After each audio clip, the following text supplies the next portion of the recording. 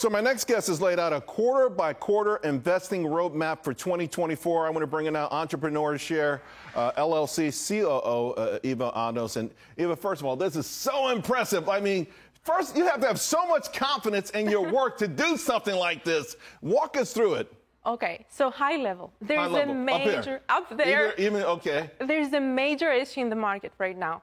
The Russell 1000 growth, the Qs, and other major indices are highly concentrated in the Magnificent Seven. Right. 52% of Russell 1000 growth is in the Magnificent Seven. When they go up, that's fine. When they come down, that's not fine. And as we've seen, Tesla down 35%, Apple down 10% year to date. That's a big issue, and it's legal exposure that fiduciaries have.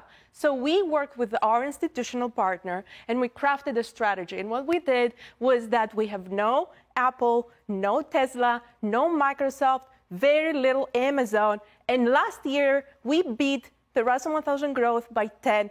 Without those names. Without those names. That's amazing. So I think fiduciaries have to start coming up with innovative, creative solutions to deal with this issue. So first quarter, you've already said, AI is maxed out, valuations are stretched, people should be taking profits, and then looking to shift into the second quarter strategy, which is you're looking at profitability is important to you. Exactly. So now we've seen that rates are coming up.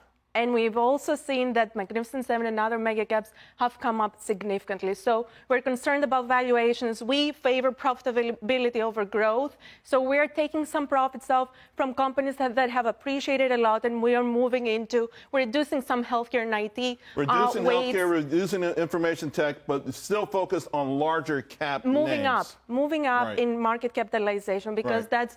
that's a shorter duration type of strategy. And then as we move to third quarter, because we get the first rate cut. We hope towards the end. Okay. Let's see. But this is crazy. Back to growth. Back to growth. This is your trigger to get back to growth. So we're going back to here. Okay. Right? So we're going back to here, increasing healthcare, reducing increasing IT, and then we're going down in market capitalization. Starting on the small caps. Start nibbling at the small caps here. Increasing our exposure to higher growth companies.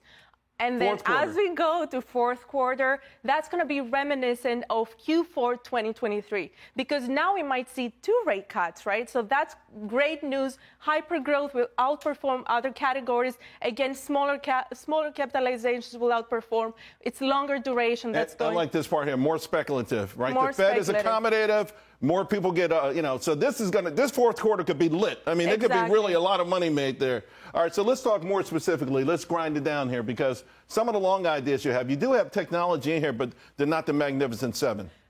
Okay, so these are not the Magnificent Seven. This time, I'm not speaking about NVIDIA or SMCI. I'm speaking of AppLovin. Right. We're loving AppLovin. This is beloved among developers. It helps them connect with their crowd. And so this is a company that's taking away market share from very famous other competitors, such as Unity Software, which is one of the biggest weights of very well-known disruptive funds that we all know about. So they are doing great, 400% up last year.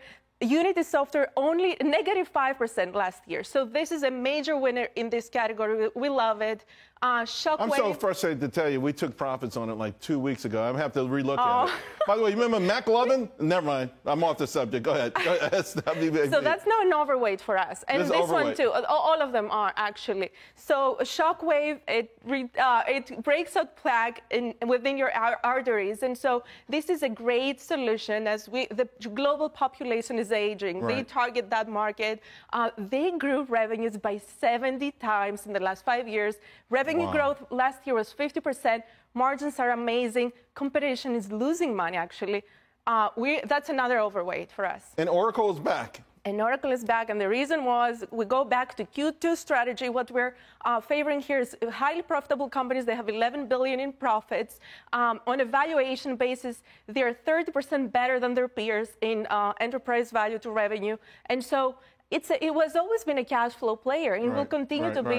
And as you see, year to date, they're third after NVIDIA and Meta. So there are more investors that are shifting from Magnificent Seven into Oracle. Great stuff. Great. Nice all to around. see you. Great stuff. I love it. Thanks a lot, Eva. Thank you.